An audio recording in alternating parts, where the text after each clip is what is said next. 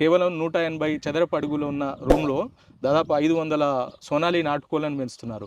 ఇంత చిన్న రూమ్‌లో అన్ని కోళ్లను ఎలా పెంచుతున్నారు? వెడల్పు ఉంది రూమ్ అని చెప్పారు. హ్మ్. అయితే ఇట్లా 15 ఫీట్ల పొడవు, హ్మ్. 12 ఫీట్ల వెడల్పు ఉంది. వెడల్పు 15, 12 పొడవు. ఆ! హ్మ్. ఇట్లా ఉంది అని చెప్పేసినాం. హ్మ్. చెప్పిన తర్వాత సరే దాంట్లో 500 పిల్లలు సరిపోతాయి. హ్మ్.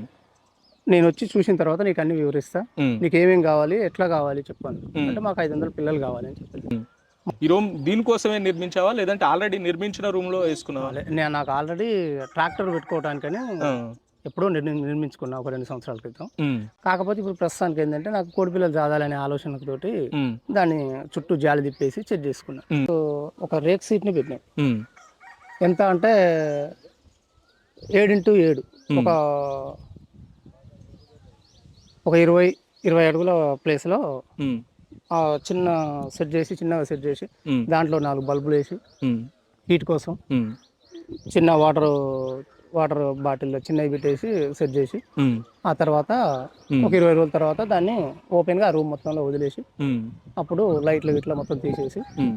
ఓపెన్ చేసేసి